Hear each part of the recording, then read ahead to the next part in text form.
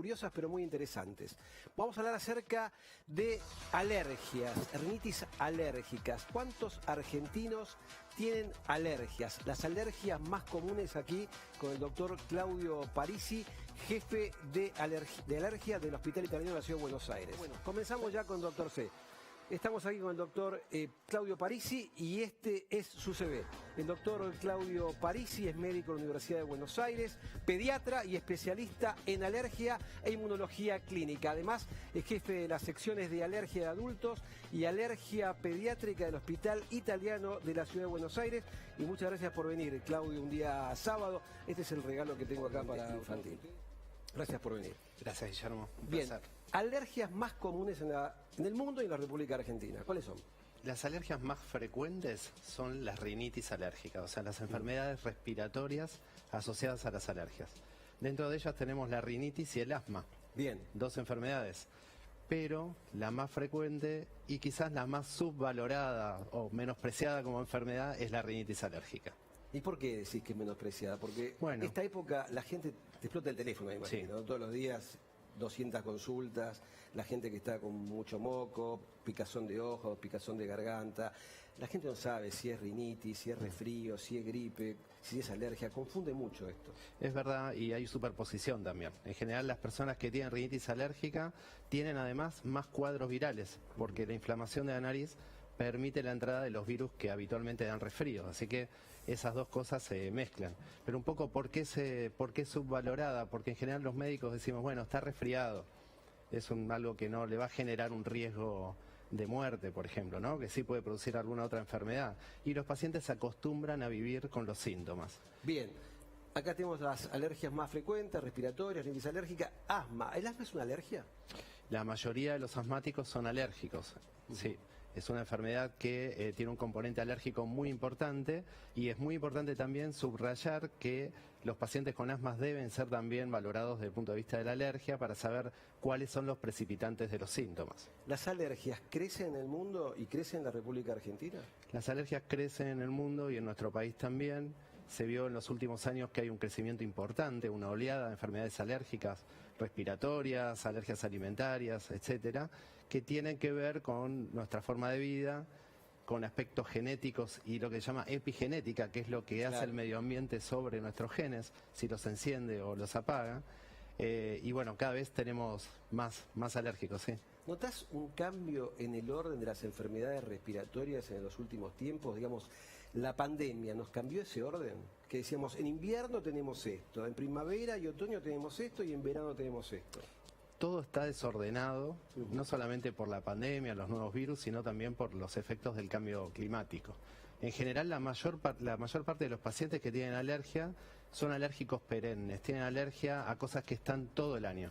Por lo tanto, si bien hay un periodo del año en el cual algunos alergenos como los pólenes aparecen más frecuentemente, podemos decir que la mayoría de los alérgicos tienen síntomas todo el año con empeoramientos en los momentos de polinización si tienen alergia a estos elementos. Perfecto, acá tenemos la revista de Alergia de México, año 2019, con la prevalencia de rinitis alérgica en la República Argentina, con una encuesta importante, 3.200 participantes, la mitad prácticamente sexo femenino y sexo masculino.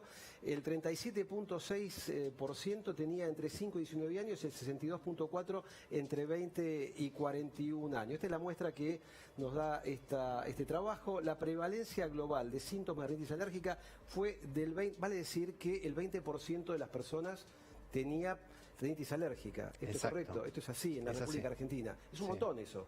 Sí, 5 millones, 6 millones de argentinos.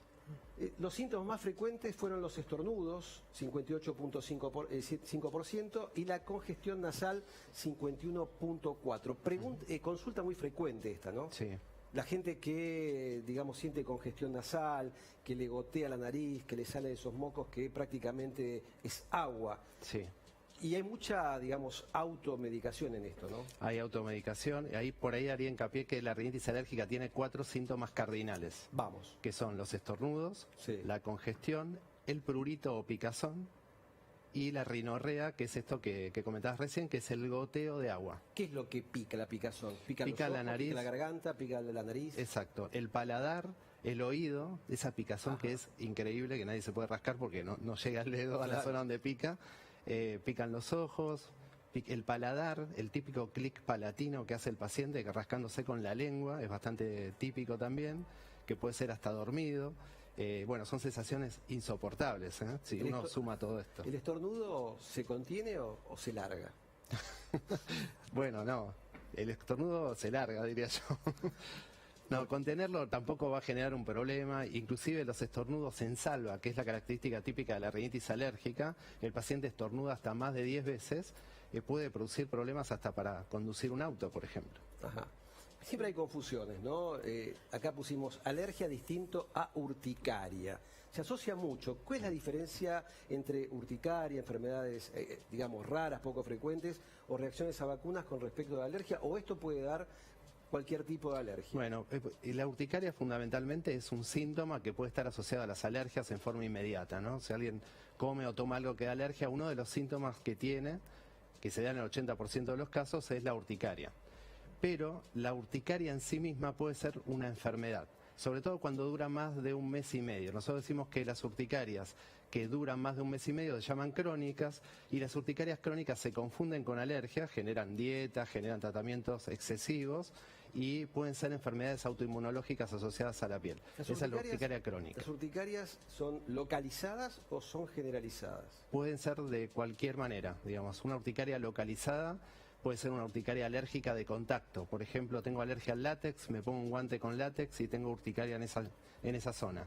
O puedo tener una reacción en la cual la urticaria puede aparecer en cualquier lugar del cuerpo, asociado también a hinchazón o angioedema, que es otro de los síntomas que se asocian también, y ahí están las enfermedades raras como el angioedema hereditario, en el cual los pacientes se hinchan y no son alérgicos, tienen una enfermedad genética que puede producir síntomas que no se tratan como las alergias. Ahora imagino un problema, ¿no? Porque una persona que tiene esta angioedema hereditario, que dice, me estoy ahogando, va a una guardia y le da una medicación como si fuese un shock anafiláctico. Exacto. Y en realidad la persona está recibiendo una medicación no indicada para ese fin. Exacto, ese es el principal problema que tienen estas personas. Si no tienen el diagnóstico, los van a tratar como alérgicos, los pueden llenar de adrenalina o medicamentos que no son efectivos, y la enfermedad progresa y puede producir asfixia.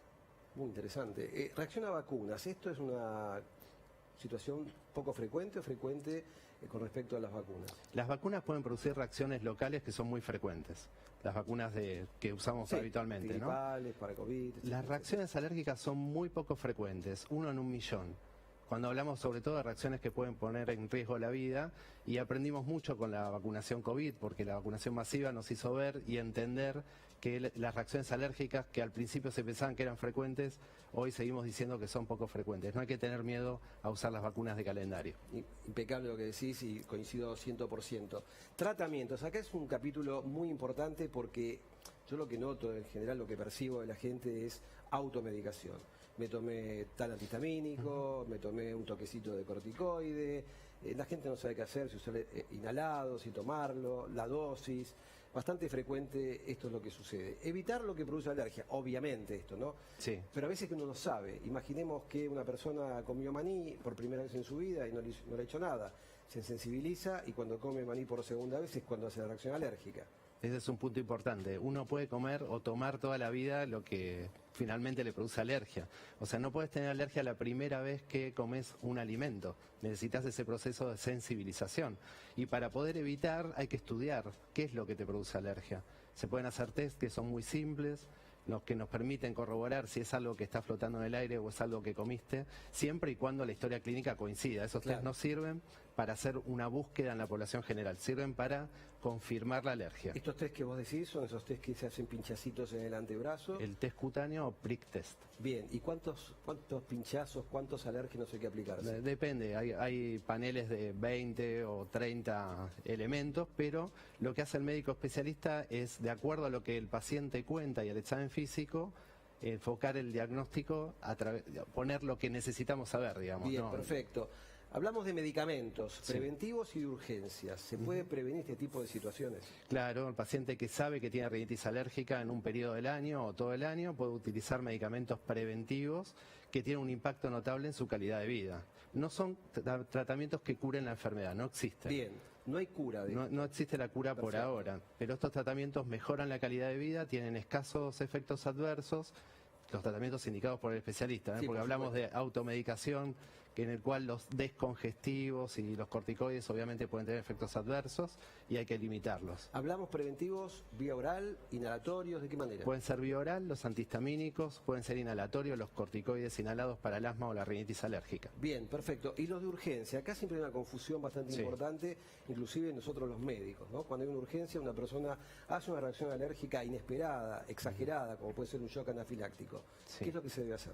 Bueno, la medicación más importante y la que tiene que ser utilizada inmediatamente es la adrenalina, no el corticoide, porque antes se usaba llevar el corticoide en la cartera. Bueno, realmente el ABC del tratamiento de las reacciones anafilácticas, la que pueden poner en riesgo la vida, es el uso primero de la adrenalina, que viene autoinyectable en un EpiPen, que es el único que existe. Es un producto caro. Ahora voy con esto, ¿no? Porque es una cosa que vengo hablando hace tiempo con la industria farmacéutica y he hablado con gente que está en el tema legal de las leyes de la Comisión de Salud. Esto es una ley para que exista adrenalina autoinyectable, que no es tan cara, la adrenalina es barata, los inyectores tampoco son caras si uno los compra en algún lugar del mundo, y tener en las embarcaciones, en los colegios, en los transportes de larga distancia, en los trenes, en los aviones, que haya una jeringa, porque lo que vos dijiste, esa marca que dijiste, es cara, es costosa, y cada 6 meses se vence y la gente a veces no la puede comprar y en los colegios no hay.